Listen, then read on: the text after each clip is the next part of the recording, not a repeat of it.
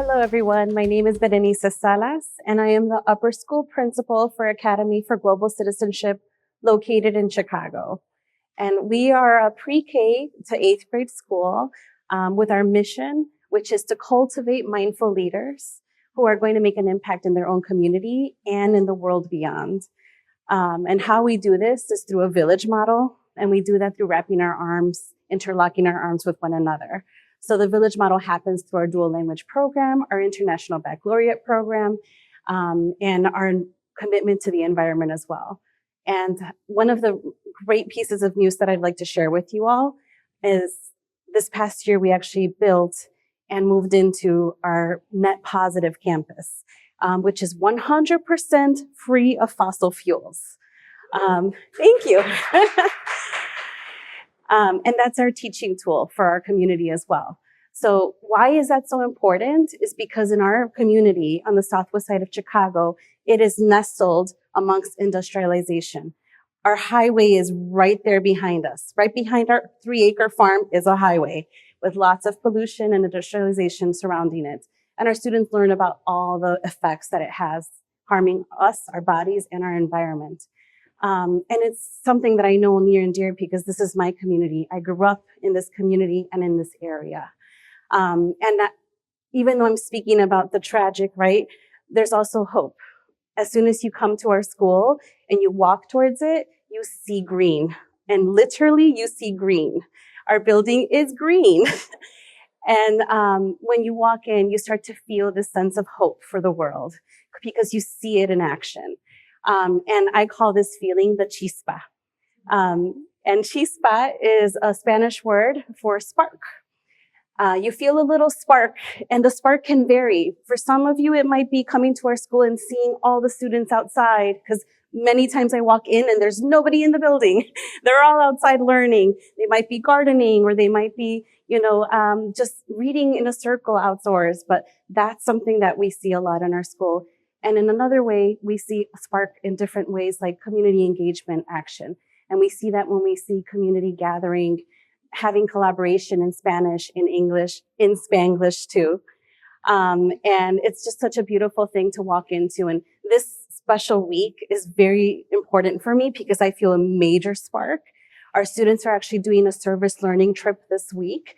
We have some students that are in Guatemala working with coffee farmers on a co-op. We have some students that are in Puerto Rico working on reforestation of the mangroves, and some in Chicago who are taking action, removing invasive species and cleaning up our Chicago River. And so all of that brings spark to everyone in our community. And how do we engage with the community is incredibly vital and important to us because we can't have these experiences for our students without having strong partnerships with our community. And how we make that happen is really through 2 categories. The first one is we do something called place-based learning, which means that we do inquiry into action. We view our community as a third teacher, and we completely open up ourselves up to the public after school hours. So inquiry learning means that our students take a couple of days to ask questions, some essential questions about the community. And after they ask those questions, they engage in research.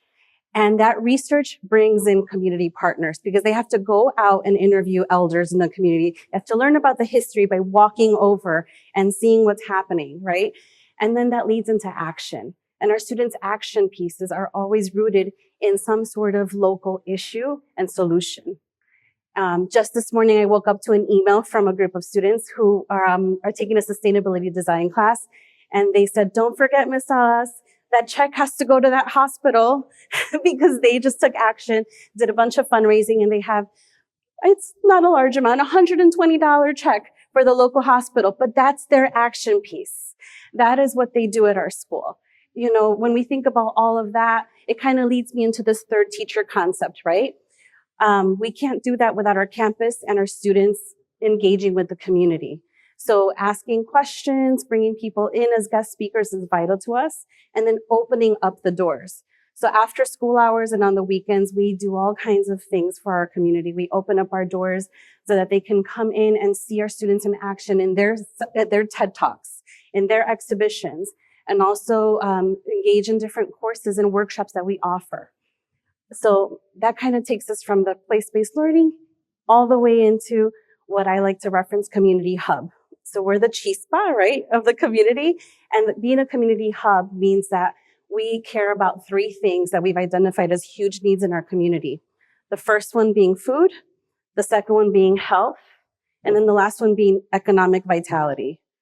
So when I talk about food, there's a lot of food insecurity on the southwest side of Chicago. And it's not easy to get access to healthy food at a walking distance for our elders. They would have to take buses or Ubers, which get costly. So what we've done to address food insecurity in our school is that we have a marketplace. We have a plant-forward menu. We have a 3-acre farm, greenhouses, hoop houses, and we have a love fridge. And none of that happens without partners. Our nonprofit partner partnered with us to make sure we wrote a grant to get that love fridge. And the farm is not run by our teachers. They've got a lot on their plate. It's run by farmers from a nonprofit that we work with. So that's the beauty of community engagement, is making sure that we have those partners with us to engage in these different levels of experiences for everybody. And then we talk about health.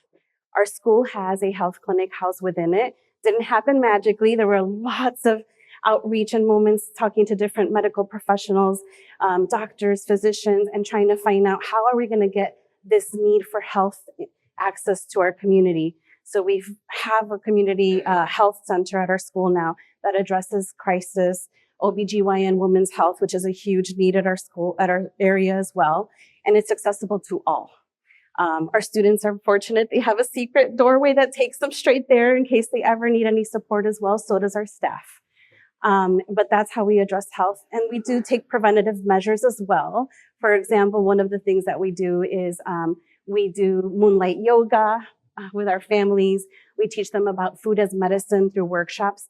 All of these topics come through surveying, through listening, lots of listening.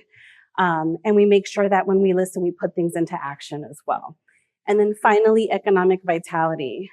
When you walk into our school, you actually see a lot of our own community members working at the school.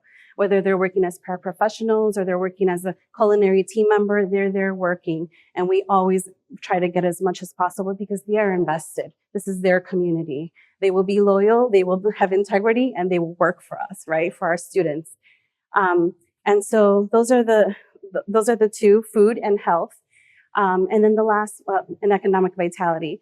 And then finally, I just kind of want to shift on over to why we do the work that we do. We have amazing schools here with amazing colleagues. And I think going back to why we do the work we do, many of us got into this because we're actually radical educators. We want to change the world. We want to be that spark in the world. And I challenge our nation to definitely shift away from thinking about a school as a data place, academic. And yes, that's important. But really, if we want to rethink education, what needs to happen is we need to shift to a human-centered place. We need to go back to that village model. We need to open up our doors to the community, find out what's going on, what are the needs, and design schools and rethink schooling in that experience. And that's what our students need to learn because that's what's going to make an impact in the world. We need to teach them to be better people, to be better ancestors than what we may have growing up.